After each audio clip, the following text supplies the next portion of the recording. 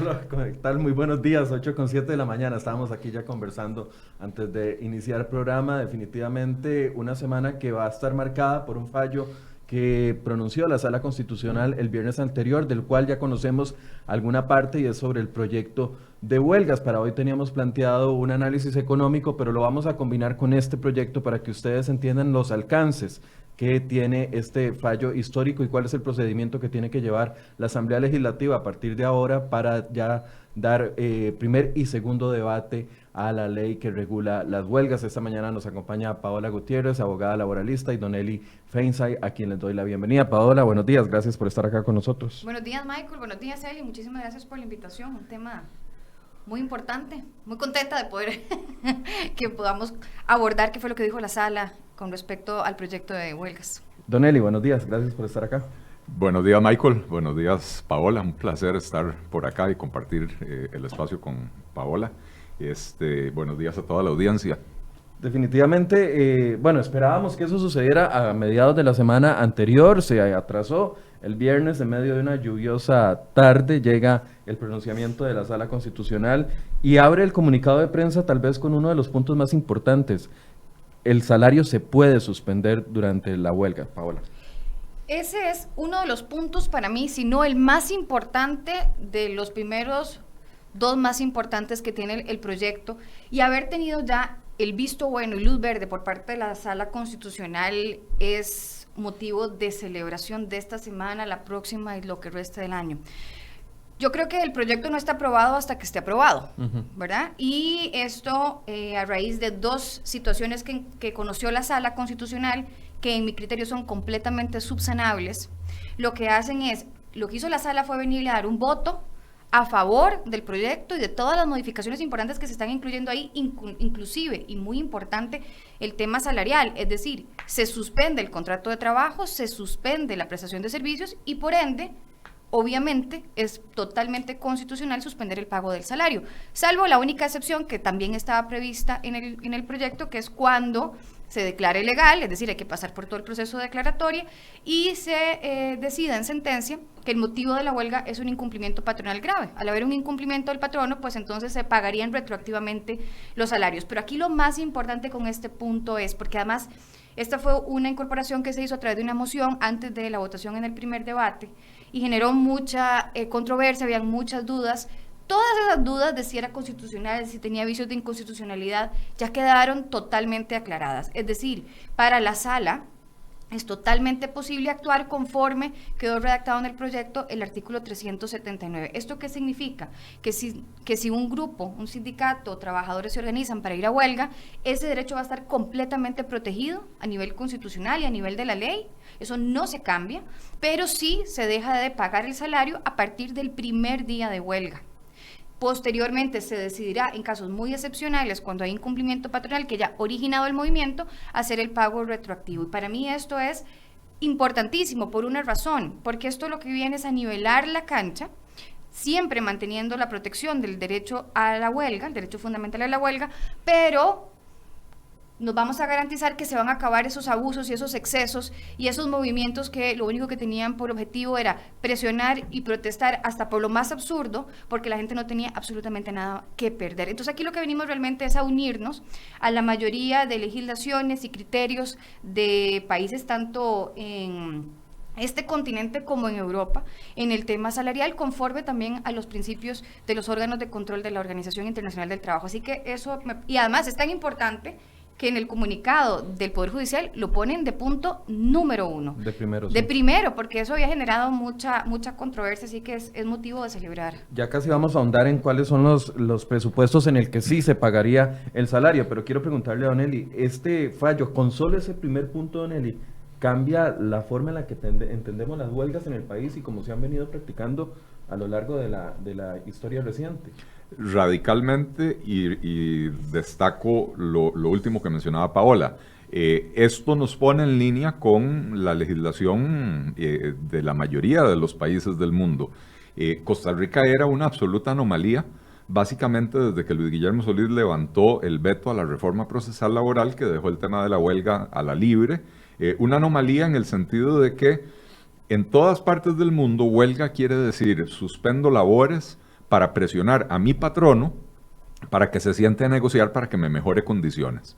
En Costa Rica, huelga quiere decir, mientras no se apruebe en segundo debate de este proyecto, todavía quiere decir, suspendo labores e impido que los trabajadores de todos los demás patronos lleguen al trabajo, lleven a sus hijos a la escuela, puedan ir al hospital. O sea, la afectación no es para mi patrono, yo que soy el que está en huelga, sino que la afectación es para todos los demás patronos, ¿verdad? Entonces, es un concepto muy pervertido de lo que es la huelga. De manera que es una noticia importantísima el hecho de que la Sala Cuarta lo haya avalado esta reforma. Y bueno, como decían ustedes, el primer punto del comunicado de la Sala Cuarta precisamente se refiere a eso, ¿verdad? Porque sí, es muy importante que si hay una suspensión del contrato laboral, entonces tiene que haber una suspensión de la remuneración. No puede ser. Yo recuerdo que Albino Vargas decía en entrevistas, es que eso sería un castigo o sea, rebajar el salario a los trabajadores en huelga sería un castigo sin debido proceso. No, perdón. Si usted no trabaja y yo no le pago, no lo castigué. Castigo sería despedirlo, por ejemplo.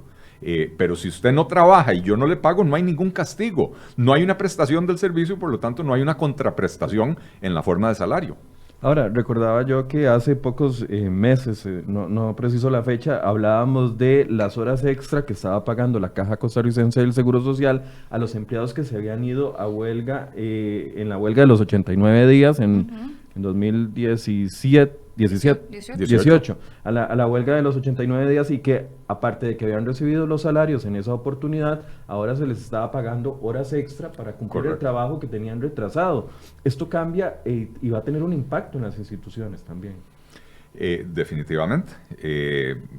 Yo espero que esa práctica de pagar horas extras para recuperar el trabajo no se repita. Sin embargo, eso no lo regula la ley, ¿verdad? Y el problema es, si usted deja de trabajar una semana y para recuperar el tiempo perdido tiene que trabajar el tiempo normal para mantener el flujo normal de la actividad y tiempo extra para recuperar el tiempo perdido, debería de reformarse también la ley para que eso no se pague como tiempo extra. Es una barbaridad, que usted suspende labores durante una semana y a la semana siguiente le pagan 3 salarios. Salario por el horario normal y salario doble por las horas extras que va a trabajar para recuperar lo que dejó de trabajar la semana pasada, ¿verdad? Ahí hay un tema, hay dos cosas. A mí me parece que lo que viene a ser el proyecto, más que ser un cambio histórico, es venir a arreglar una torta histórica. Correcto. Un error histórico de la reforma procesal laboral. Porque si nosotros nos vamos al código previo a la reforma, no estaba previsto el pago de salario desde el primer día de huelga sin poder de hacer rebajos retroactivos. Eso es un error garrafal que introdujo la reforma procesal laboral por una incorrecta interpretación de un voto de la Sala del año 2011. Eso en primer lugar. Y en segundo es que el artículo 379 del proyecto, en el último párrafo, se le hizo al final una modificación que señala que en los casos de instituciones públicas, si hay situaciones especiales debidamente comprobadas y razonadas,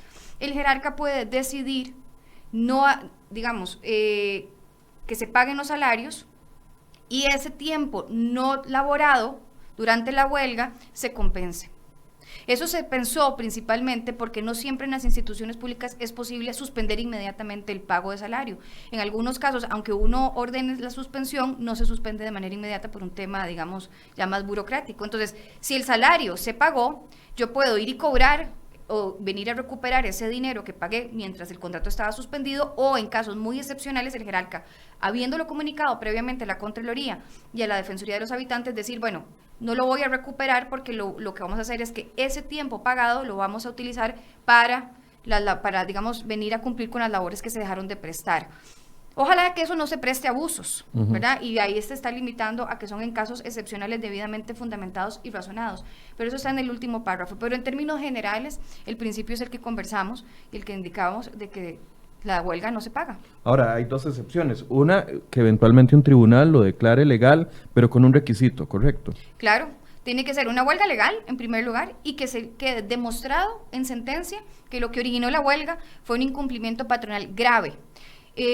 Patronal. Es Patronal. decir, se tendría que demostrar, en el caso de los sindicatos de la Caja, que fue el patrono, en ese caso, Caja Costarricense del Seguro Social, Exacto. no el Estado como un todo. Exacto, y esa aclaración es importantísima, porque además dentro de los cambios, ¿no? de los cambios del proyecto y que la sala le dio enorme luz verde, está el tema de que, primero, las huelgas políticas están prohibidas, y eso es totalmente conforme con el derecho constitucional. Y lo segundo es que las protestas contra políticas públicas que afecten los intereses sociales y económicos de los trabajadores se van a permitir, pero por un plazo de 48 horas. Ahora bien, lo importante aquí es que esas huelgas contra políticas públicas no tienen derecho a pagar salario. Es decir, si yo voy a ir a protestar contra algún proyecto de ley que siento que me va a afectar mis intereses económicos y sociales, perfecto, lo puedo hacer. Es más, hay un requisito incluso que se elimina en esos casos de protesta, y es que no tengo que agotar la conciliación previa, que es un requisito para todas las huelgas. En el caso de las protestas contra políticas públicas, el proyecto dice, no se preocupe por eso, vaya proteste. 48 horas, eso sí, y no le voy a pagarle salario. Porque ahí es imposible que haya un incumplimiento patronal, porque se está yendo contra una política pública, es decir, lo que vos decías, contra el Estado. Entonces, ese tipo de manifestaciones y de suspensiones de los servicios públicos a los que nos han tenido acostumbrados muchas agrupaciones sindicales, y que es lo que hemos venido sufriendo del año 2016 en adelante, empezando por la Corte, por ejemplo, con aquel proyecto de las pensiones, que es una huelga que todavía sigue sin calificarse, y todas las que siguieron después son huelgas que no se originan en incumplimientos patronales, con lo cual, a partir de la aprobación de este proyecto, no se pagaría salario, pero se respeta totalmente el derecho de la gente de suspender el contrato para ir y manifestarse. Tal vez también hablemos del estatus del proyecto de ley, porque si bien es cierto, sale de sala constitucional, en este momento los diputados están esperando que se redacte el voto completo, pero no pasa a un segundo debate para su aprobación final. ¿Qué es lo que pasó ahí? Ok. La Sala Constitucional señaló dos cosas que se tienen que atender. Hay una que es de carácter vinculante, que es muy importante, que está referida con el artículo 376, inciso 10, que es el que tiene que ver con que, de acuerdo con el proyecto, los servicios de administración de justicia en materia laboral y otros auxiliares, violencia doméstica, la morgue, etcétera, se consideran servicios públicos esenciales. Eso significa que está dentro de la lista de los servicios en donde está prohibida la huelga por ser servicios esenciales. La sala dijo, perfecto, esa lista, que hay que agradecerle a la diputada Yoreli León por haberla elaborado, negociado e incorporado. Que va a estar aquí mañana hablando sobre ese tema. Esa lista está perfecta, esa lista luz verde. Lo único que sí es que ustedes cometieron el error de no haber consultado a Corte Plena esto, y de acuerdo con el artículo 167 de la Constitución Política, al afectar al Poder Judicial en su organización y funcionamiento, tendrían que haber hecho la consulta. Entonces, eso es lo que hay que arreglar, y es como es un detalle de procedimiento, tienen los diputados que acatarlo. Y lo segundo es con el tema de la disolución de los sindicatos, que es el artículo 350. No es vinculante, pero de todas formas sabemos que si se aprueba el proyecto y se convierte en ley, ese va a ser el primer punto de ataque. En ese artículo los diputados habían incluido la disolución del sindicato cuando uno de los miembros cometiera una falta grave. Exactamente. Y entonces era atribuible a todo el sindicato, según la posición de los diputados inicialmente. Sí, que ahí, vamos a ver, para mí es totalmente innecesario. Yo me volaría ese artículo, me lo volaría, ese cambio en el artículo 350. Me parece que se presta para mucha confusión. En realidad, la disolución de los sindicatos es una medida realmente que, de acuerdo, digamos, si queremos irnos a los principios de la OIT y de los órganos de control, debería ser la última medida posible, porque estamos hablando de que una organización sindical puede representar a miles de trabajadores, y bueno, si algún dirigente sindical enloqueció o se emocionó y cometió un delito, cometió varios delitos, que se le traslade eso a la organización sindical, a la asociación sindical, pues nos pone en una situación muy comprometida. El proyecto es tan importante y viene a modificar tantas cosas relevantes para todo el país y asegurar los derechos de tanta gente, de todos los ciudadanos, que si eso va a ser un riesgo, mejor se elimina. Porque además, si nosotros nos vamos al 338 del Código de Trabajo, que ni siquiera fue reformado por la procesal laboral, sino que está antes de eso, ha estado ahí siempre. El artículo 338 del Código dice que se puede, o sea, que las asociaciones, los sindicatos pueden enfrentar dos tipos de sanciones: multas o su disolución. y que en caso de que sean los dirigentes sindicales los que incurran en algún delito, ellos van a responder frente a las autoridades laborales o a las autoridades penales o las que corresponda. Y el artículo 350 en general también prevé la posibilidad de la disolución del sindicato, que aquí es muy importante. Es una disolución que no es que ordena el Ministerio de Trabajo, es una disolución que ordena un juez de la República después de haber garantizado todo el procedimiento. Lo que pasa es que lo que viene a incorporar el proyecto es un inciso adicional al 350, pues que el 350 se quede como está, que se elimine ese inciso, pero ya será decisión de los diputados si lo quieren eliminar o modificar. Si vos me preguntas a mí, si usted me pregunta a mí, yo me lo volaría.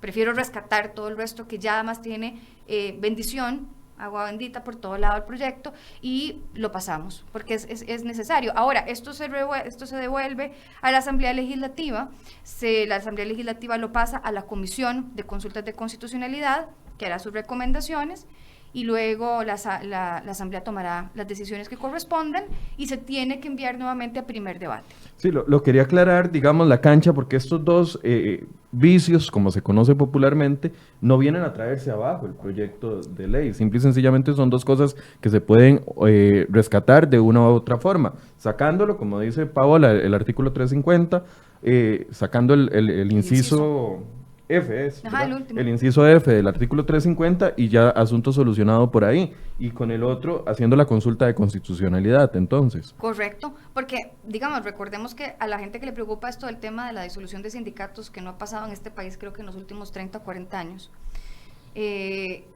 está previsto en el 350, desde antes, que se pudiera disolver cuando hay violencia, cuando hay actos delictivos en contra de personas, en contra de la propiedad. Es decir, eso ya está regulado. Esto último está generando mucho ruido y la verdad es que coincido con vos, y no sé qué pensás vos, Eli, pero para mí son vicios completamente subsanables. Más bien esto lo que viene, para mí, es muy positivo, por muchas cosas, pero principalmente porque cuando se votó el proyecto, en primer debate, en septiembre, tuvo el apoyo de 40 diputados. Es una mayoría muy importante por lo que es el proyecto. Y yo estoy segura, o yo esperaría, la verdad esperaría, que diputados que hayan votado en contra, porque tenían dudas sobre la constitucionalidad del proyecto, que las medidas fueran muy extremas, ya habiendo analizado lo que resolvió la sala y una vez que ya ellos emitan sus razonamientos y se redacte la sentencia completa, más bien vayan a inclinarse a apoyar. Es decir, uno lo que esperaría es que el proyecto, ya habiendo pasado por ese filtro de constitucionalidad, más bien tenga más votos y no menos. Así que yo veo muy poco probable la posibilidad de que el proyecto no pase a ley, pero como te digo, se quedará aprobado cuando se apruebe, ¿verdad? Todavía no. Don Eli, ¿cómo cae esto en un contexto... un contexto complicado que sigue generando, todavía estamos esperando la declaratoria de legalidad o ilegalidad de 8 de los movimientos del 2018, año y resto, un año después, estamos esperando esas resoluciones y con la apertura o con la posible discusión de proyectos de ley que iban a generar también algún tipo de desacuerdo, de desencuentro en el sector sindical, por ejemplo, empleo público, que aunque ya fue devuelto por los diputados, el gobierno promete un nuevo proyecto de ley para finales de este año. Sí, es importante ponerlo en el contexto del propio, digamos, la ruta trazada por el propio gobierno, porque el gobierno dijo reforma fiscal, después viene reforma del empleo público y después viene reforma del Estado. Que por supuesto tenemos visiones diferentes de cómo reformar el empleo público. Ya la Asamblea Legislativa le devolvió el proyecto al gobierno porque lo que mandaron fue muy ralo. Y probablemente tenemos visiones diferentes en cuanto a reforma del Estado también. Pero es una ruta de reformas significativas, ¿verdad? Y entonces, aprobada la reforma fiscal, era imperativo inmediatamente entrarle a este tema de la reforma de la huelga. Porque de lo contrario, no se vuelven a aprobar reformas en este país mientras la huelga siga siendo un jolgorio pagado sin consecuencias para quienes irresponsablemente suspenden sus labores por las más variadas razones que no tienen nada que ver con incumplimientos de su patrono, ¿verdad? Entonces, es importantísimo que este proyecto finalmente llegue a votarse y aprobarse en segundo debate. Yo coincido con Paola que yo creo que va a tener un apoyo mayor. De hecho, yo ya oí a un diputado decir, yo fui de los que firmó la consulta de constitucionalidad. Me alegra que ya se haya resuelto. Me da la impresión de que ese diputado, su principal preocupación era lo de la disolución de los sindicatos, y entonces no se comprometió a apoyar el proyecto, pero me da la impresión de que es una persona que perfectamente ahora ya podría sentirse en libertad de apoyar el proyecto. Pero es importantísimo terminar de aprobar esta reforma para poder discutir las demás reformas en paz, ¿verdad? Para poder discutir las demás reformas sin que se paralice por completo el país. Como decía Paola, van a tener 48 horas para protestar contra políticas públicas, ¿verdad? Que no es lo mismo que irse a huelga. O sea, protestar tiene derecho todo el mundo. Vaya a las 5 de la tarde, después de trabajar, proteste contra lo que se le pegue la gana, ¿verdad? Aquí más bien se les está haciendo el cachete de decirles, ok, van a poder suspender labores por 48 horas para protestar, pero no se les paga, ¿verdad? Pero por lo menos ya sabe uno que tiene un plazo finito, y que después de eso el país puede continuar con su vida normal. Entonces es importantísimo. Ahora, Alvarado había tomado una senda muy dura en tema fiscal, encabezado también por la exministra ahora, porque no hemos hablado de que desde la semana pasada la exministra ahora Rocío Aguilar, pero después vino el proyecto de empleo público y ya era un proyecto muy blando, como decíamos ahorita, muy realito. Sí. Vinieron protestas la semana pasada y antepasada por parte de universitarios y tuvimos que esperarnos 6 días para que la fuerza pública interviniera a la calle al frente de la UNA. Como que el gobierno, después del gran golpe que, si es que se puede catalogar así, como el gran golpe que se dio con la reforma fiscal, después se echó como un poco para atrás. ¿Esto le daría un espaldarazo para que siga con la línea de reformas fuertes, de volver a esa línea, o ya ideológicamente es que el gobierno pretende hacer los cambios suavizados? Bueno, si entramos entonces a analizar la entrevista que dio el presidente, sentado en la silla donde estoy, Paola, ¿dónde está Paola? El viernes, tendría que coincidir con esa última lectura, de que pareciera ser que ya el gobierno entró en una nueva, una nueva modalidad. Ya no está tan dispuesto a comprarse las broncas grandes. Probablemente el gobierno no está tan convencido del tema de la reforma del empleo público, de ahí el proyecto que presentó. Probablemente el gobierno no está tan convencido del tema de la reforma del Estado, y por eso el anuncio que hizo hace unos meses la ministra Pilar Garrido cuando dijo, ya empezamos la reforma del Estado, cerramos 6 instituciones, y resultó que eran 6 instituciones que se habían creado, que nunca se les asignó presupuesto, nunca funcionaron, y entonces lo único que se hizo fue eliminar decretos, ¿verdad? No instituciones, o sea, no se ahorró absolutamente nada con esa reforma del Estado que habían empezado. Y creo que es significativo el hecho de que desde que salió Edna Camacho del gobierno, que ella era la coordinadora del equipo económico, se nombró a doña Pilar Garrido como la nueva coordinadora del equipo económico. Pilar Garrido, para empezar, no tiene la experiencia necesaria para coordinar un equipo económico, y segundo, pareciera ser que tiene una visión ideológica diferente, y entonces esto va a llevar al equipo económico en una dirección diferente. La salida de Rocío Aguilar no son buenas noticias, porque doña Rocío era la que mantenía el rumbo del timón en cuanto al control del crecimiento del gasto público, en cuanto a la dirección que tenía que seguir. Para doña Rocío era claro, doña Rocío sí se matriculó verdaderamente con la reforma fiscal tal como se aprobó, y la reforma fiscal implicaba subir los impuestos y simultáneamente o en paralelo recortar o por lo menos poner el control al crecimiento del gasto. Y esa segunda parte es la que ideológicamente para el PAC es muy difícil, ¿verdad? Entonces habrá que ver a quién van a nombrar, y habrá que ver qué nivel de apoyo va a recibir la persona que nombren en lugar de doña Rocío, si es que va a querer continuar en ese mismo rumbo. Lo que sí es cierto es que doña Rocío no tenía un apoyo tan claro de parte del gobierno, a pesar de que el presidente aquí sentado en esa silla dijo que sí, que claro que... y se nota que él con doña Rocío hicieron una relación personal, él dijo, muy afable. Sí se nota, es cierto, ¿verdad? Para empezar, porque doña Rocío es una señora muy cariñosa y se encariña con la gente y respeta además la institucionalidad y a su jefe y todo lo demás, pero lo cierto es que cada vez que alguien del gobierno le zafó la tabla a doña Rocío, en público, no hubo una respuesta en público de parte del presidente apoyándola. Por el contrario, el presidente de la Caja tomó un acuerdo absolutamente ilegal con los sindicatos de la Caja en febrero de este año, y el presidente aquí el viernes vino a defender que en ese momento no estaba clara la reforma fiscal. Perdón, la reforma fiscal ya estaba aprobada y él dijo que no había claridad.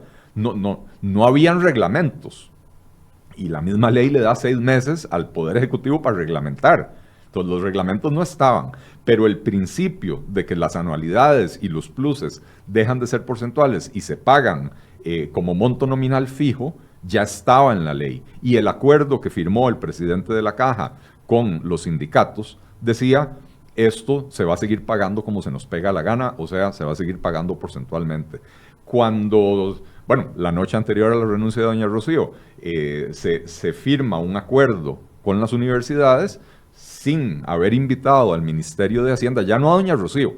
El Ministerio de Hacienda no estuvo presente en la negociación, cuando lo que se estaba negociando era materia presupuestaria, ¿verdad? Definitivamente a doña Rocío le habían zafado la tabla. Había un acuerdo, ¿verdad? Además de que se comprometía que Hacienda tenía que pagar si eventualmente los tribunales resolvían a favor de los trabajadores, y Hacienda nunca le consultaron. Eso en el caso de la Caja, en efecto, Sí. en febrero, no, ni siquiera en febrero, en agosto, cuando renegociaron con los sindicatos, comprometieron la palabra de Hacienda sin haberla invitado a la mesa. Sí, correcto. Y el otro caso es el de Yanina Dinarte. Entra al ministerio hace 3 semanas y hace 2 semanas ya estaba en la prensa públicamente peleando con doña Rocío por el tema de la deuda, supuesta deuda que tiene el Estado con FODESAF, públicamente. Perdón, y aquí el presidente vino a decir que yo prefiero dirigir un gobierno donde se dan estas diferencias porque estamos haciendo el cambio. No, perdón, si usted sabe manejar un equipo, es normal que haya diferencias. Es normal que haya diferencias.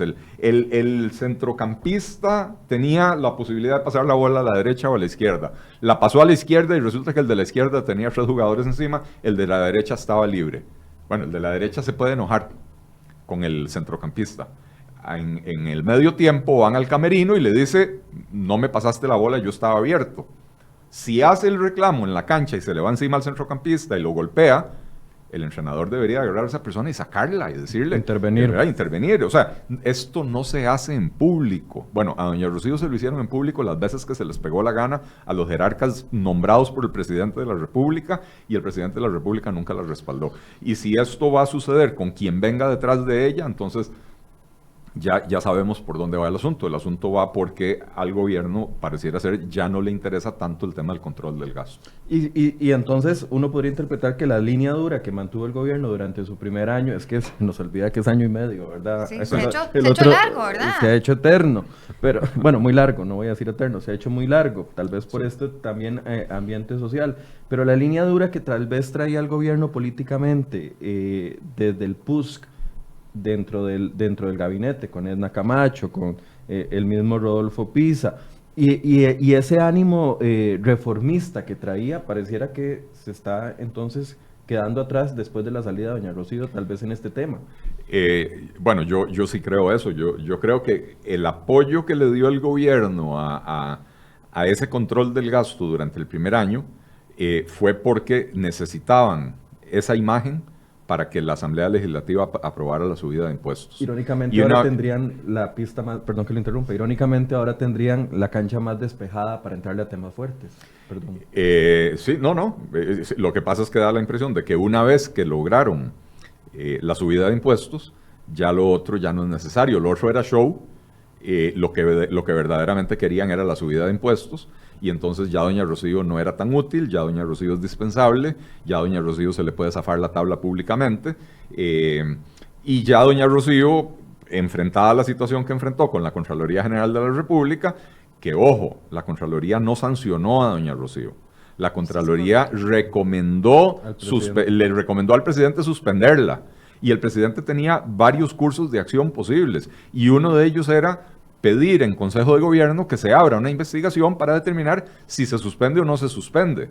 Con lo cual, como mínimo, patea la bola para adelante, ¿verdad? El presidente también tenía la opción, yo no soy abogado, ahora le preguntamos a Paola, pero el presidente también tenía la opción de disputar jurídicamente esa recomendación de la Contraloría, ir a la Contraloría y decir, no estoy de acuerdo con esto, revíseme por tales y tales motivos y presentar argumentos por qué no estaba de acuerdo con eso. O sea, se nota que no tenían o sea, que no había un interés de respaldar genuinamente a doña Rocío. Y nuevamente, la pregunta ahora es, o sea, ya no vale la pena llorar sobre la leche derramada, es ¿quién va a aceptar ese puesto en estas condiciones? ¿Y qué clase de respaldo va a tener si esa persona quiere continuar en la misma línea o una línea parecida a la de doña Rocío? Hablemos de otro actor importante, son los sindicatos. La posición que han asumido, veamos una reacción que envió don Albino Vargas, quien ustedes saben que no nos da entrevistas a CR hoy, sin embargo siempre nos envía sus posiciones por WhatsApp, aunque no nos permite repreguntarle, pero veamos algunas de las posiciones que dijo el sábado después de la aprobación de este proyecto de ley. No aprobación del proyecto de ley, después del pronunciamiento de la Sala Constitucional.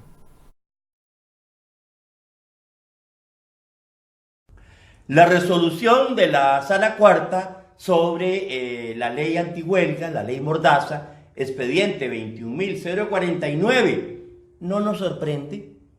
Hace un año la Sala Cuarta también se alineó con el gobierno neoliberal de Carlos Alvarado y los diputados neoliberales de la Asamblea. Recuerdan, la Sala Cuarta viabilizó la aprobación del combo fiscal que hoy tiene a tanta gente en grandes congojas económicas y a tanta gente en la zozobra y empobreciéndose.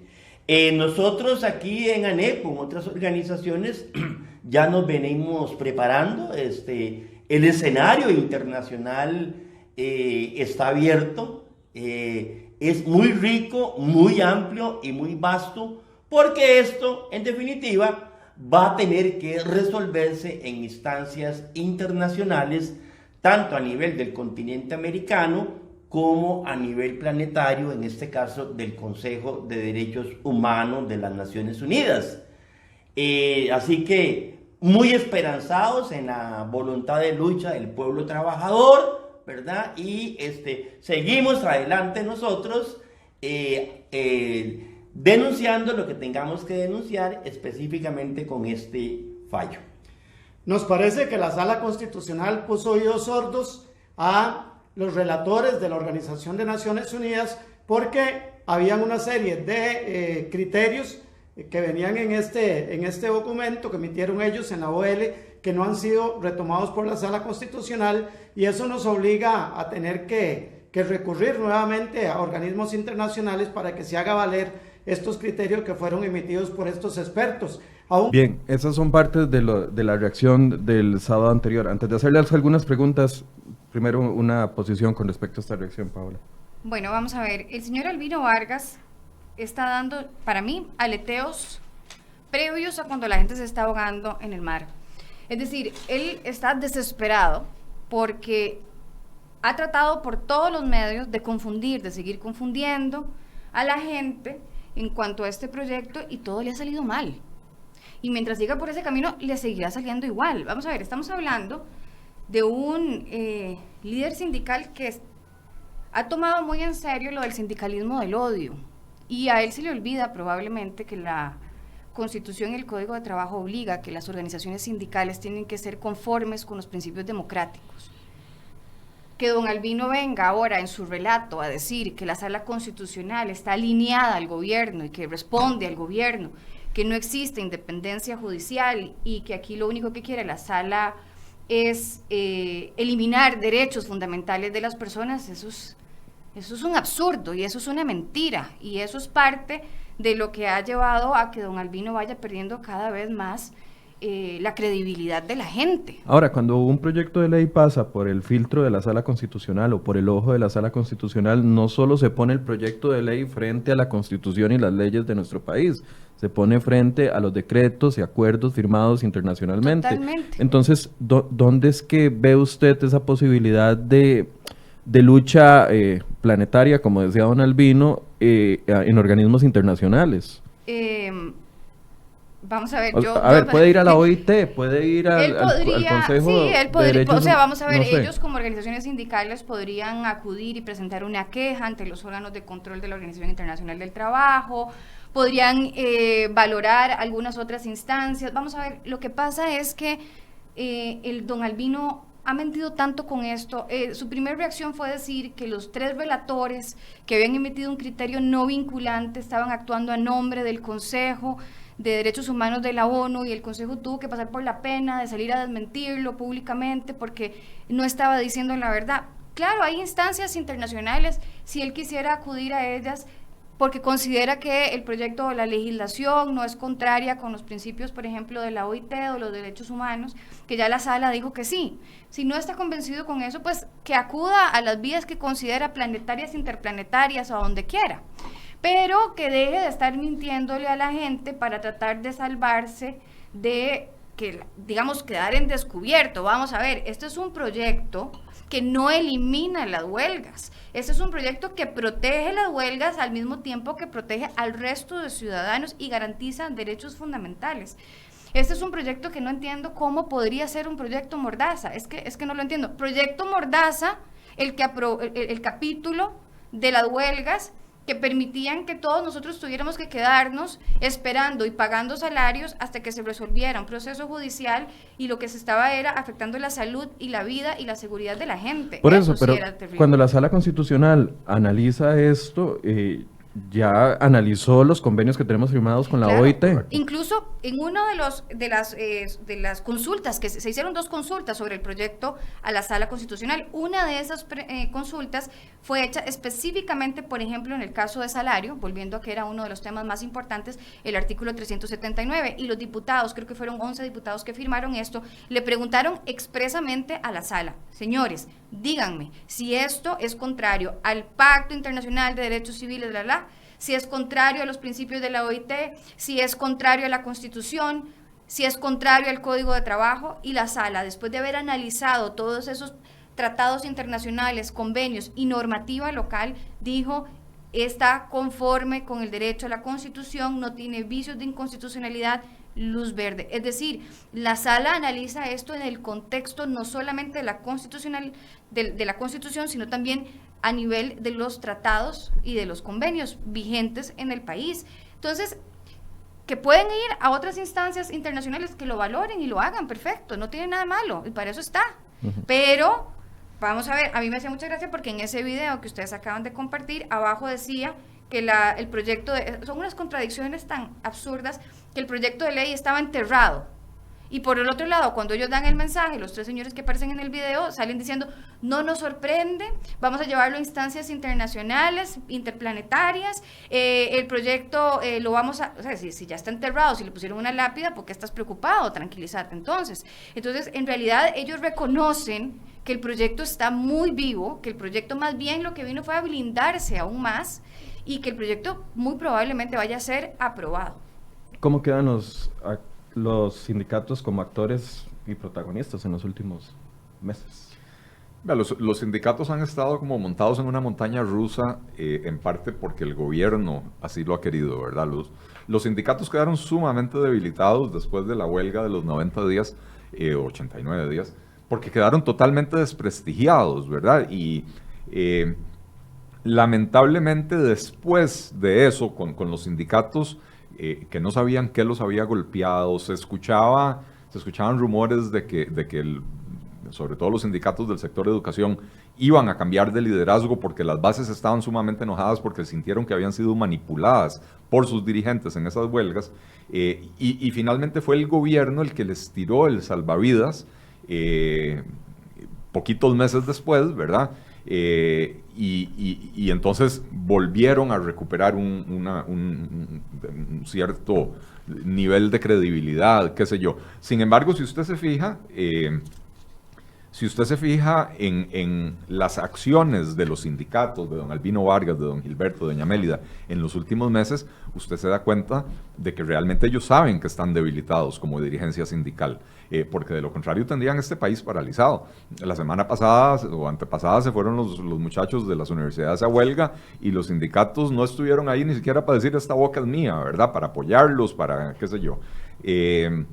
Y yo hubiera esperado que en el momento en que la Sala Cuarta le daba la luz verde al proyecto de regulación de las huelgas, inmediatamente los sindicatos dijeran, vamos a huelga, es la última oportunidad que tienen de irse a huelga, sin consecuencias para ellos, antes de que se apruebe la ley, ¿verdad? De manera que los sindicatos están muy debilitados, la reputación, y más que los sindicatos, la dirigencia sindical está muy debilitada, la reputación de la dirigencia sindical está por el suelo. Y yo no creo que esto sea algo malo. Yo siempre he dicho, yo creo, aunque yo no soy sindicalista y nunca lo seré en mi vida, yo creo que el sindicalismo es una fuerza necesaria en una sociedad, porque le permite a los trabajadores organizarse y obtener una cierta fortaleza para negociar con patronos que tienen más fortaleza que el trabajador individual, ¿verdad?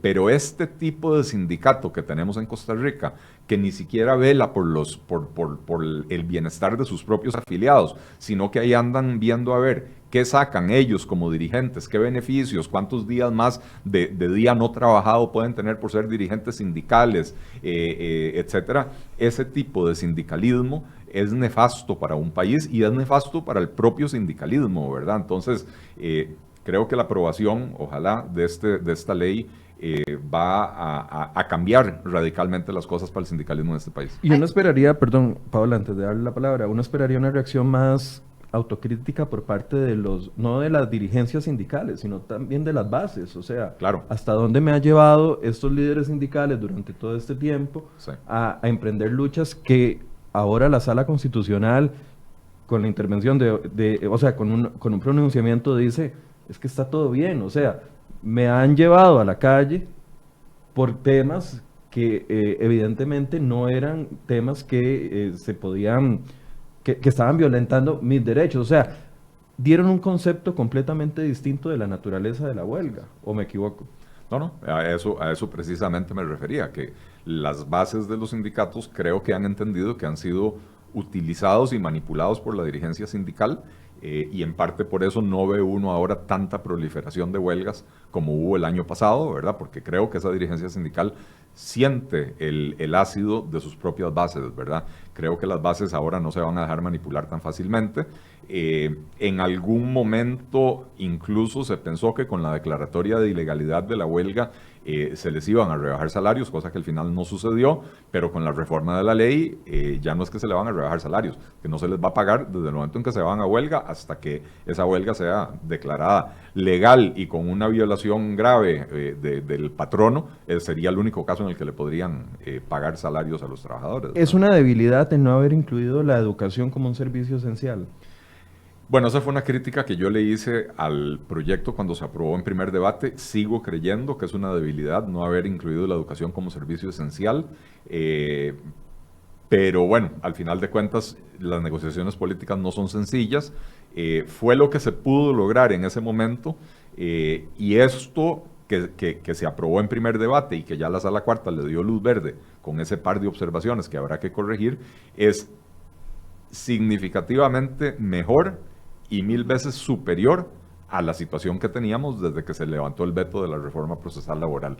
Así que es un paso en la dirección correcta. Ojalá más adelante los diputados tengan la valentía de reformar el proyecto, la misma ley, para incluir a la educación como servicio esencial, pero esto es mucho mejor que lo que había. Paola, servicios esenciales. Servicios esenciales, la lista que tan criticada fue y tan necesaria es, tiene luz verde de la Sala Constitucional. Yo quisiera que la gente comprendiera una cosa. Cuando las organizaciones sindicales se han venido oponiendo al proyecto, han hablado de que es contrario al Pacto Internacional de Derechos Económicos, Sociales y Culturales.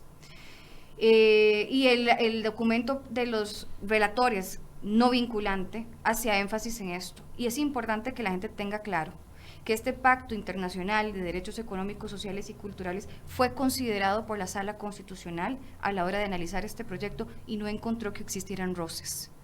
Yo creo que muchos de los argumentos que se han venido dando es para tratar de cubrir este tipo de situaciones y que la gente no se entere, pero yo creo que ya es momento de que las personas hagan una valoración respecto a esto. La lista completa de servicios esenciales está ahí, no porque sea un proyecto mordaza, al contrario, es un proyecto muy balanceado, pero tiene la Sala Constitucional también que velar no solamente por los derechos fundamentales de los sindicatos y de sus agremiados y de los trabajadores que quieran irse a huelga, pero también de toda la ciudadanía, de que nuestros servicios esenciales que pongan en riesgo la salud, la seguridad y la vida de las personas se mantengan sin interrupciones. Y una de las cosas que se planteaba en una de las consultas puntuales que hicieron los diputados era el hecho de que se pudiera considerar como esencial el tema del transporte, carga y descarga en muelles cuando se trate de equipo o de productos médicos o predecederos.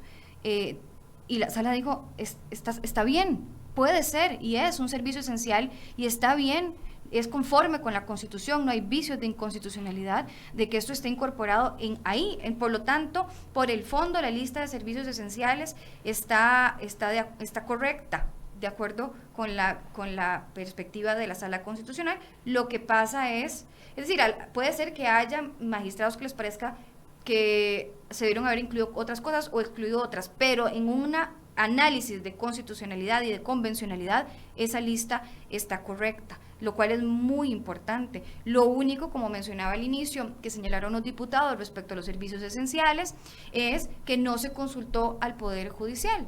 Digamos, no se le tomó la opinión al Poder Judicial de la versión final del proyecto, porque versiones anteriores del proyecto sí fueron a ser consultadas en la Corte Plena, pero ya la última que se aprobó en primer debate no, y eso es lo único que habría que corregir. Otro de los puntos que había criticado mucho el sector sindical era el famoso aviso de huelga con 5 días de anticipación. Esto también queda avalado. Esto queda totalmente avalado y aparte porque ellos decían, no, si avisamos entonces ellos se preparan y no es huelga, porque no hay afectación. Era alguno de los argumentos que ellos esbozaban. Es un argumento muy pobre, en realidad no tiene mayor, o sea, no está afectando en nada el ejercicio del derecho a huelga. El derecho de avisar previamente es algo que sucede en muchas otras legislaciones, está totalmente avalado. Es decir, ¿cómo que no va a haber afectación si vamos a dejar de trabajar? Por supuesto que va a haber afectación. ¿Verdad que la ley no permite reemplazar a los trabajadores en huelga durante la huelga? La ley no lo dice expresamente así en el código, que fue una de las cosas que se discutió con la reforma procesal laboral, pero en términos generales y a nivel internacional se considera que es una práctica antisindical el tener esquiroles o el esquirolaje, que es precisamente si yo me voy a huelga y contratan a alguien para que haga mi trabajo, pues ahí realmente no habría ninguna afectación porque el patrono seguiría, digamos, produciendo o prestando el servicio y además sin pago de salario, con lo cual la huelga no tendría ningún efecto, sería diluir completamente ese derecho fundamental y aquí nadie está proponiendo que eso se haga. Entonces, afectación, claro que va a haber. Entonces, no, en realidad lo del aviso y el aviso está establecido principalmente en los 5 días cuando se trata de servicios públicos, ¿verdad? Yo creo que si uno, Michael y Eli, para mí, si yo tuviera que hacer una lista de las 7 cosas más importantes o de los puntos de luz verde que dio la Sala Constitucional, yo pondría primero el salario. En segundo lugar, diría que la lista completa de los servicios esenciales que tienen prohibición de irse a huelga por lo que conllevan. Y el tercer punto muy importante también es el hecho de que cuando se den suspensiones de servicio en servicios esenciales, no tenemos que ir por el viacrucis de una declaratoria de ilegalidad, porque la ley establece en el 375 bis del proyecto la posibilidad de un trámite mucho más rápido, que es que el patrono, incluyendo a la Procuraduría General de la República, podría solicitarle al juez una orden para que los trabajadores se reinstalen inmediatamente, se reincorporen. No es cierto que no se garantice el debido proceso, porque incluso hasta esa solicitud se le da audiencia a los sindicatos y tienen posibilidad de apelar y llevarlo a segunda instancia. Paola, pongamos eso como un ejemplo.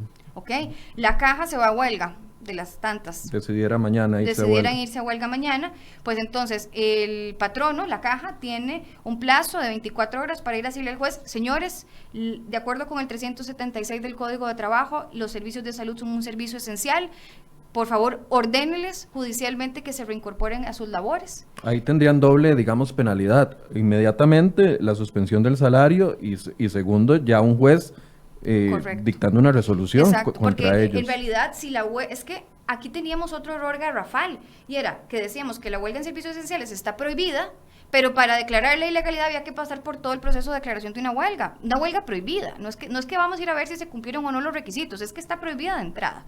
Entonces esto se corrige con el proyecto y es un juez el que hace la orden de reincorporación. Y además el proyecto es muy claro en cuanto a que ninguna huelga en servicios esenciales se le va a pagar el salario, a ninguna, lo cual es básico.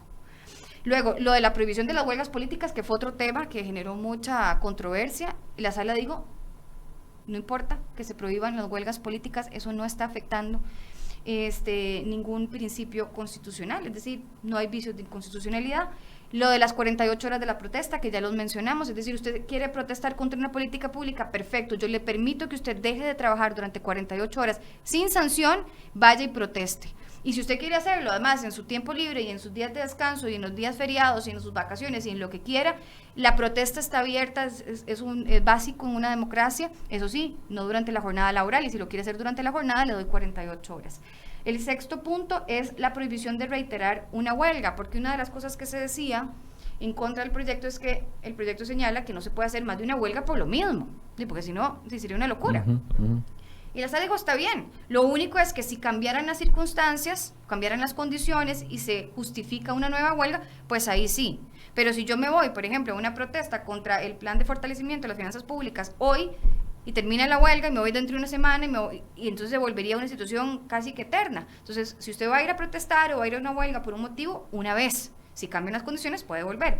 Y el tercero era otro asunto que a mí me parecía completamente absurdo que se cuestionara, que era que se obligara a las organizaciones sindicales a incorporar una dirección electrónica para ser notificados en los procesos de declaratoria. Es una cosa básica. Estamos en el año 2019. Es decir, que te notifiquen por medio de una dirección electrónica no tiene nada malo.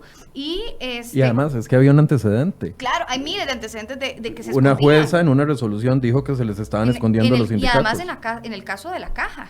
Entonces, claro, hasta que yo no notifique a las partes, el proceso no inicia como tal, es decir, está paralizado. Y entonces ellos muy hábilmente mantenían eso porque además recibían salario. Ahora, este tema del salario, volviendo al tema del salario, es importante porque las bases, lo que hablábamos ahora, las bases van a tener que exigirle más a sus dirigentes en cuanto a si usted me va a embarcar en una huelga, si usted me va a decir que yo me vaya a huelga, cuidado y me va a meter a mí en un problema, porque antes, en las huelgas que pasaron en el 2017 en adelante, habían líderes sindicales como los del Poder Judicial que salían en un video diciendo, váyanse a huelga, no importa si es ilegal, no tienen sanciones, no se les va a rebajar el salario, no se preocupen, una irresponsabilidad total, eso se acaba. Eso significa también que la gente no es que vaya a dejar de ir a huelga, sino que las huelgas van a ser por periodos más cortos porque los trabajadores van a tener que asumir su grado, digamos, de la carga en cuanto a no recibir salario. Ahora, yo soy profesor y mañana decido acudir a un llamado que me hace alguno de los sindicatos de educación, una vez aprobada la ley, pongamos ese supuesto. Y digo, no importa, yo no quiero recibir el salario, no me importa, esta es una lucha justa que yo quiero hacer, y me voy a huelga aunque se me suspenda el salario. Eventualmente declaran esa huelga ilegal por alguna razón, no sé, porque no era directamente con el patrono del MEP, sino era una huelga como la de la reforma fiscal. ¿A partir de ahí hay alguna segunda consecuencia para la persona aparte de dejar de recibir el salario? No, es decir, nadie va a ser sancionado por ir a huelga, aunque la huelga sea ilegal, siempre y cuando, una vez que se declara la ilegalidad del movimiento, los trabajadores se reincorporen en el plazo de 48 horas. Es decir, si la huelga es ilegal, no me van a despedir si yo me reincorporo. No voy a recibir el salario. Pero esto de que están prohibiendo las huelgas, eso no es cierto. La huelga ahí está. Es más, hasta la huelga ilegal no genera sanciones si la gente se reincorpora una vez que ya tienen conocimiento de que la huelga es ilegal. Aquí lo único que estamos es nivelando en el tema de salario, y por supuesto es lo lógico que la gente, si está convencida de una lucha, esté de acuerdo en no recibir su salario porque no está prestando servicios. Es parte de lo que muchos, incluso tratadistas internacionales, hablan sobre la dignidad de la huelga. Don Eli, ¿cambia o influiría esto, una vez que quede aprobado, en el tema de la seguridad jurídica que tanto ha sido cuestionada tanto por el tema desde el ámbito económico, pero sino también desde el ámbito interno? Claro, esto beneficia a la seguridad jurídica para todo el mundo. Beneficia la seguridad jurídica en primer lugar para el trabajador que quiere o desea o necesita irse a huelga, porque ahora hay reglas del juego más claras. Si bien es cierto, los últimos 3 o 4 años hemos vivido un jolgorio donde la gente ha hecho lo que se le ha pegado la gana sin sanción, también existía la incertidumbre de, bueno, me voy a huelga y no sabemos cómo va a resolver el tribunal. Y algún tribunal pudo haber resuelto que merecía una sanción, ¿verdad? Entonces, ahora hay mayor claridad, bueno, cuando se apruebe la ley, habrá mayor claridad jurídica para el que desea irse a huelga, sabiendo cuáles son las condiciones bajo las cuales puede hacerlo sin sanción, ¿verdad?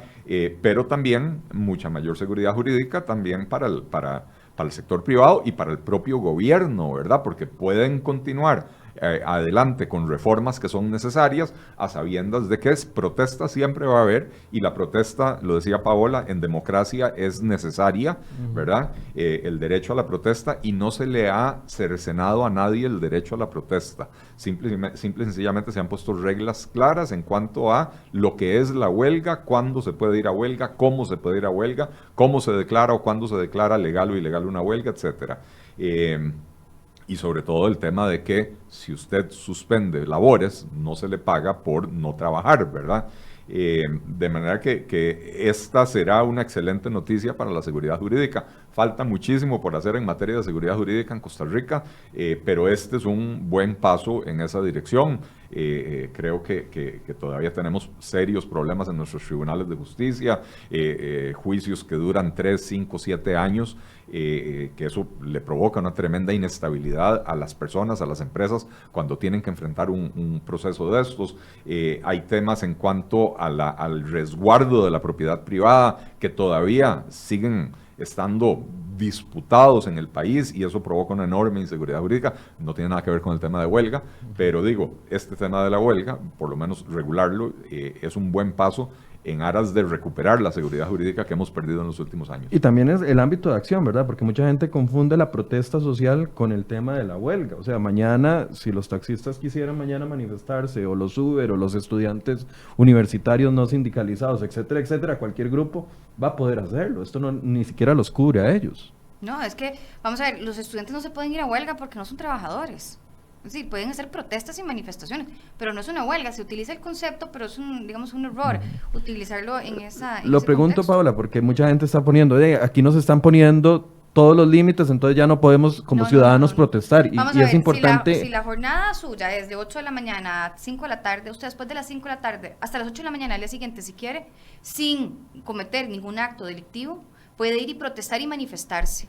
Lo puede hacer los fines de semana, lo puede hacer en el momento que quiera, eso no se está prohibiendo. Es más, en el proyecto se dice expresamente que esto no significa que vaya a haber un desmejoramiento en las posibilidades de protesta y manifestarse de cualquier persona en el país, que ni siquiera debería estar en el código, porque esto es el código de trabajo y ahí lo habla de manera general, pero los diputados consideraron que era conveniente que quedara más que claro, es decir, que llueva sobre mojado, y está establecido dentro del proyecto. No hay que confundir las reglas de una huelga con la protesta o la manifestación pública. Son dos cosas distintas. Es más, la Sala Constitucional desde el año 2011 señaló que la huelga no es solamente el ejercicio del derecho de expresión. Es decir, la huelga es algo más que requiere de ciertos requisitos. La huelga es un instrumento, es una vía que debería ser también el último recurso para tratar de presionar a llegar a un arreglo o a un convenio entre las partes. Entonces, no es como que la huelga pueda dejarse carta blanca a que sea lo que sea. No, la huelga tiene reglas y eso está permitido, incluso está avalado por los órganos de control de la OIT, de la gente que tanto le interesan esos criterios de esa doctrina. Ahora, no hay que confundir, la protesta y la manifestación se mantiene. Y ya está, eso está así, eso no ha cambiado. Creo que es importantísimo ese punto, y es importante ejemplificarlo. Además, cuando un sector de la sociedad que se siente abandonado, que está pasando una problemática, hace una manifestación, digamos, los pescadores de camarón de Punta Arenas, ellos hacen una manifestación, la semana pasada hicieron una marcha desde Punta Arenas hasta San José. Eso no es una huelga, no están manifestándose contra su patrono. están manifestando su preocupación, su descontento por la situación que están viviendo, exigiéndole al gobierno que tome medidas para ayudarlos de alguna manera. Eso no es una huelga, es una manifestación, es una protesta. Entonces, distinguir eso es muy importante. Cualquier persona, cualquier funcionario público o no, empleado del sector privado, empresario, lo que sea, tiene derecho a salir a las calles a manifestarse. Si no está de acuerdo con un proyecto de ley, si está de acuerdo con el TLC o está en contra del TLC, la gente puede salir a la calle a manifestarse. Eso no es una huelga. Aquí lo que se está regulando es el derecho a huelga, que tiene que ver con la suspensión de labores para presionar al patrono cuando el trabajador percibe o siente que el patrono no está respetando sus derechos laborales, o cuando el trabajador cree que es momento de mejorar sus condiciones laborales porque haya habido algún cambio en la situación del entorno, etc. Pero una huelga tiene que ver directamente con una protesta contra el patrono de los trabajadores que se van a la huelga.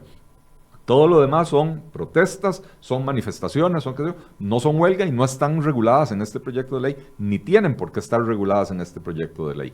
La manifestación y la protesta pública siguen siendo un derecho ciudadano que no se ve limitado por este proyecto de ley. Don Eli, usted venía preparado también con un análisis de la entrevista que le hicimos al presidente la semana pasada. Hoy tuvimos que compartir el tiempo con este tema de el pronunciamiento de la Sala Constitucional. Pero a grandes rasgos, don Eli, desde la perspectiva del presidente, usted vio y pudo leer la semana pasada, el viernes anterior, el pensamiento que lleva el presidente hacia sus próximos 2 años y medio en el gobierno. ¿Cómo analiza la posición del presidente versus el panorama que tiene tan despejado? Tan despejado. Despejado en tema de que se han ido aclarando algunos asuntos jurídicos, como es el proyecto de huelga, si se llega a concretar, el tema de ya la incorporación de la reforma fiscal. Tiene un ambiente más holgado del que tenía a su llegada. A eso me refería. Sí, tiene un... es cierto, ¿verdad? La reforma fiscal, digamos que le da alivio financiero, aunque no ha resuelto ni de lejos el problema fiscal. Este año, con toda reforma fiscal, vamos a cerrar con un déficit en el orden del 6% del PIB, ¿verdad? Pero el tema de las huelgas, si se llega a aprobar, le va a permitir avanzar con las otras reformas. Entonces, ahora la pregunta es, ¿le creemos en cuanto a que quiere esas otras reformas o cuál va a ser el contenido de esas otras reformas? Yo espero que, como decía él, que él entienda que la aritmética electoral no lo favoreció, que con esos 10 diputados él no puede pasar una reforma del empleo público wishy-wash como la que quiso meter, ¿verdad? Y sobre todo que en la reforma del empleo público no puede poner al Estado a gastar más plata en los primeros 15 años como pretendía, porque justamente lo que tenemos es un problema fiscal severo, ¿verdad? Entonces, como mínimo la reforma del empleo público, si no es para ahorrar dinero, como mínimo tiene que ser para no gastar más en el corto plazo y sí ahorrarlo en el largo plazo. Yo, la verdad, percibí a un presidente un poco confundido con algunos conceptos. Para empezar, culpó a la situación internacional, él habló de China, de Estados Unidos y de Nicaragua, a la situación internacional de la desaceleración que tenemos en el país. Lo cierto es que cuando usted analiza las cifras del índice mensual de actividad económica, la desaceleración viene muy marcada desde agosto del 2015, es una cosa que ya tiene más de 4 años, y la situación internacional, que es de los últimos meses, viene a agravar la situación de Costa Rica, pero no es el causante de la situación de Costa Rica. Y esto es importante entenderlo porque las reformas que Costa Rica necesita son reformas que podemos hacer internamente, que no dependen de que la economía alemana esté mejor o peor. Ciertamente que la economía alemana o la británica o la china o la gringa estén peor, nos afecta desde la perspectiva de nuestras exportaciones. Pero él decía, sí, en Costa Rica tenemos dos economías, una ligada con el sector externo y que es muy dinámica, y claro, analice por qué. Porque tiene beneficios fiscales, porque tiene trámites simplificados, pero además porque depende de mercados que se mueven a otro ritmo que el mercado local. Y un sector doméstico de la economía que está básicamente estancado, ¿verdad? Con altísimos impuestos, con regulaciones muy complicadas, etcétera. Pero además con una serie de sectores donde se distinguen por la ausencia de competencia en electricidad, en combustibles, en banca, no ausencia de competencia, pero una competencia muy poco efectiva, ¿verdad? Y en materia de productos de la canasta básica, donde hay esquemas monopólicos instaurados por ley con enormes protecciones arancelarias, y el presidente, cuando usted le preguntó por la Alianza del Pacífico, dijo, a los agricultores hay que protegerlos. ¿Protegerlos de quién? A los agricultores hay que protegerlos del gobierno que los mantiene con estas políticas en una situación de pobreza o de apenitas por encima de la pobreza sin permitirles prosperar, ¿verdad? Entonces, me parece que confundido en muchos aspectos. Él dijo que en la época llamada neoliberal de Costa Rica, de los años 80 y 90, se duplicó la cantidad de instituciones. Entonces, ¿por qué la llama neoliberal? ¿Por qué no se deja de semántica nociva para la discusión pública y sigue llamando neoliberal a una época que definitivamente no se distinguió por medidas de corte liberal? Al contrario, se distinguió por hacer crecer el aparato estatal de manera descontrolada. Entonces, no, Costa Rica nunca en los últimos 30 o 40 años ha tenido un periodo que uno pueda claramente definir como liberal, ¿verdad? En materia de los créditos de salvamento, dice él, y me preocupó mucho este argumento porque es un argumento que busca provocar división en la sociedad, provocar odio, aunque el presidente no lo haya entendido de esa manera o no lo haya pretendido de esa manera. Dice él que es curioso que las únicas personas, dice él, las únicas personas que se oponen al plan de créditos de salvamento son las personas que no lo necesitan. Y entonces yo le digo, señor presidente, a usted no le dice nada que las personas que tienen mejor educación financiera y los expertos en materia financiera y económica son precisamente los que ven lo malo de este proyecto. Porque claro, si yo soy la persona que está con la soga al pescuezo porque estoy súper endeudado y me dicen, yo le voy a dar un crédito de salvamento, tal vez sin entender exactamente qué significa eso y cuáles son las implicaciones, por supuesto que esa persona va a estar de acuerdo, aunque no necesariamente entienda con qué está de acuerdo. Está de acuerdo con el título. Ay, me van a dar un crédito de salvamento, pero no conoce el detalle. Va a pagar menos cuotas y qué importa que pague durante más años. Exactamente. Eso es el único análisis que se hace. Exactamente. Y por otro lado, agarrar y decir que él no deposita la confianza en lo que digan las calificadoras de riesgo y que él busca la confianza adentro, no afuera. Claro, la confianza hay que generarla adentro. Pero para generar la confianza adentro, usted primero necesita que esos observadores externos, las calificadoras de riesgo y los organismos internacionales, crean que Costa Rica está embarcada en una ruta de prosperidad y que lo digan de esa manera y que se refleje en las calificaciones del riesgo.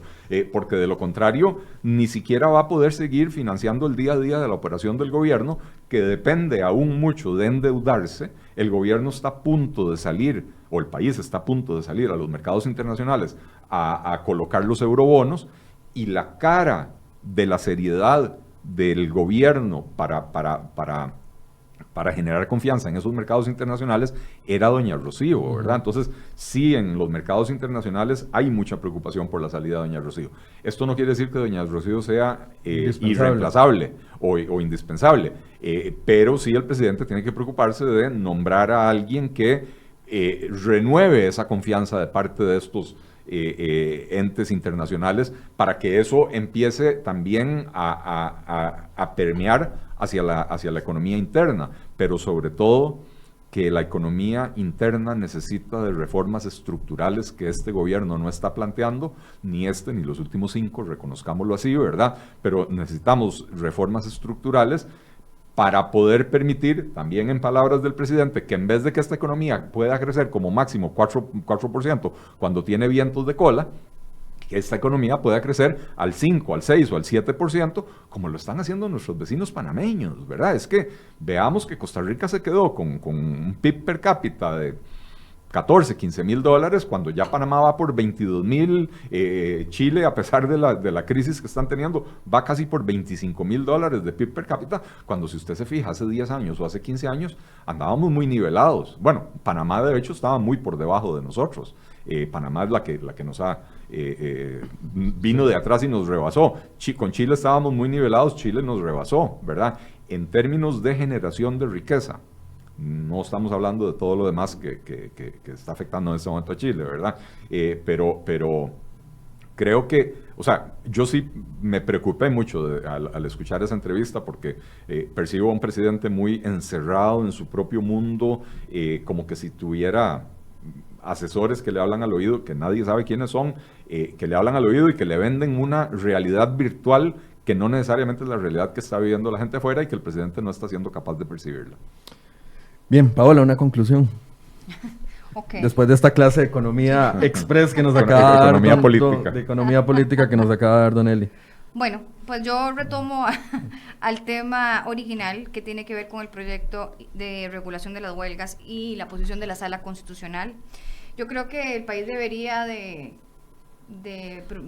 proponerse, no sé, nombrar a don Carlos Ricardo Benavides, doña Yornelly León y don Pedro Muñoz como los mariscales del Festival de la Luz o los personajes del año, porque verdaderamente ellos y todos los otros diputados que han apoyado el proyecto, pero le va a llover a usted por ese comentario, no importa, Paola. pero es cierto.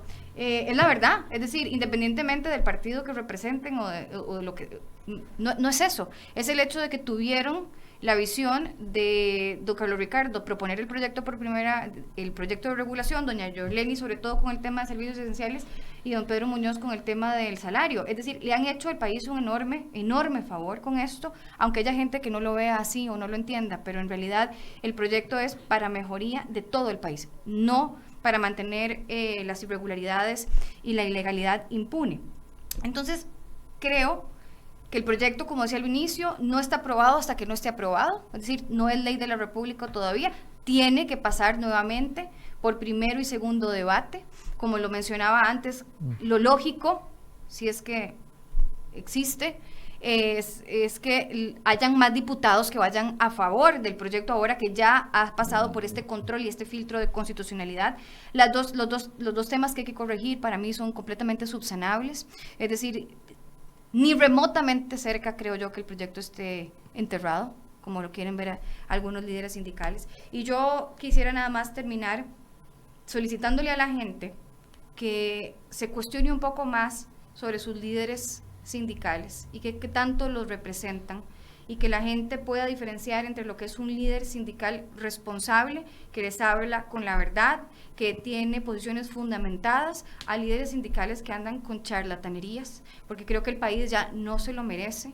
Esta no es una ley para desquitarse con nadie, esta es una ley para protegernos a todos, a quienes se utilizan y quienes ejercen el derecho de huelga y a quienes quieren seguir trabajando y tienen derecho a la salud y a la seguridad y a la vida. Es decir, es un proyecto bastante nivelado. Puede ser que a unos les guste más y a otros les guste menos, pero no es cierto que la Sala Constitucional esté alineada con un gobierno neoliberal. Si hay algo con lo que está alineada la Sala, en este fallo en particular, es con la protección de los derechos fundamentales de toda la población. Así que ya iremos viendo cómo se termina de desarrollar esto. Ojalá y quedara aprobado en segundo debate este año y lo pueda firmar el presidente de la República y lo tengamos como ley en el menor plazo posible. Don Eli, un cierre. Más que hacer una conclusión, que creo que la hice en el segmento anterior, aprovecho para mandarle otro mensaje al presidente, que se me quedó por fuera. El presidente aquí sentado, con una pasmosa convicción, dijo que el acuerdo con las universidades no afecta al presupuesto. Dice, es que no hay cambios al presupuesto. Bueno, una cosa es el monto global del presupuesto. Ciertamente no se incrementó el gasto público con el acuerdo que se firmó con las universidades, con los rectores de las universidades y las federaciones estudiantiles. Pero a la composición del presupuesto se le hizo una enorme afectación, y esto es importante que la gente lo entienda. Al aceptársele a las universidades que ellos puedan gastar más en lo que se llama gasto corriente, y menos en inversión, eso automáticamente estruja el presupuesto del Ministerio de Educación Pública. Porque si el sector educación tiene que cumplir con la regla fiscal a partir del 1 de enero, y la regla fiscal lo que dice es que el gasto corriente no puede crecer más de un 4,67%, el crecimiento por encima de eso de las universidades hay que recortarlo en los ciclos básicos de la educación, en la primaria, la secundaria y la preprimaria, que es donde estamos más débiles, ¿verdad? De hecho, los expertos en educación, el mismo Estado de la Nación y el Estado de la Educación han hecho esta observación desde hace varios años. La distribución del presupuesto de educación en Costa Rica es muy ineficiente porque se le está otorgando al nivel universitario comparativamente muchos más recursos que a los otros 3 sectores, que es donde estamos fallando, ¿verdad? Porque el joven que ya llegó a la universidad ya tiene su problema resuelto, a pesar de que llegan mal preparados. El problema es toda la gente que se está quedando de camino, y muchos se están quedando de camino porque se les trata de preparar para ir a la universidad, cuando la mayoría de la población no necesariamente le beneficia ir a la universidad. Dichosamente ya se aprobó la educación dual. Yo creo que el tema de la educación técnica hay que reforzarlo mucho en Costa Rica, pero en términos generales el acuerdo que se firmó con las universidades obliga a recoger el gasto corriente en todos los demás niveles de la educación, que son precisamente los niveles de la educación donde deberíamos estar empezando a invertir más, y no es quitarle a las universidades, es que el crecimiento debería estar en estos otros 3 niveles. Las universidades ya tienen por parte del presupuesto nacional lo que necesitan, y tal vez un poco más de lo que necesitan, y deberían de generar por fuera otros recursos que les permitan seguir creciendo, ¿verdad? Pero en la medida que las universidades no crezcan se les ha duplicado, o más que duplicado, la asignación del FES en los últimos 10 años, pero la matrícula no ha crecido concomitantemente, ¿verdad? Entonces, cuando yo leo que el tecnológico recibió, no recuerdo si 19,000 personas en el examen de admisión, de las cuales aproximadamente 8,000 lo aprobaron, pero solo pudieron admitir a 1,900, se me parte el alma, porque el tecnológico es la universidad que sí está preparando a la gente para las demandas del mercado moderno. Ahí es donde deberíamos estar invirtiendo recursos. Pero bueno, el presidente no lo tiene claro, y creo que es importante que lo tenga claro. No se aumentó el gasto en educación con este acuerdo, pero se afectó de una manera que va a empeorar la calidad de la educación primaria, secundaria y preprimaria, porque el aumento del gasto corriente de las universidades implica una disminución del gasto en esos otros niveles. Y advertía la expresidenta de Hacendarios, la diputada Hernández, que estuvo aquí el miércoles pasado, que quiere ver esa liquidación de gastos ante la Contraloría, porque ahí es donde se va a dar cuenta eventualmente si ese acuerdo fue otro acuerdo ilegal firmado por presidencia, o eventualmente si no lo fue. Muchas gracias a ambos. Dos temas complicados, pero logramos abarcarlos en esta mañana. Lo que queremos es traerle a ustedes elementos. Como siempre les hemos informado, los sindicatos están abiertos a sentarse en esta mesa. Vamos a invitar a los de salud, que han sido los que han estado viniendo en los últimos días, para que se puedan pronunciar con respecto a este tema. Albino Vargas ha sido invitado en varias ocasiones y no ha querido aceptar nuestro llamado. Los invitamos mañana a las 8 de la mañana. Vamos a seguir abordando este tema, esta vez con la diputada Yorleni León, una de las propulsoras de este proyecto de ley, y con otros invitados que estaremos gestionando durante el día de hoy. Muy buenos días y gracias por su compañía.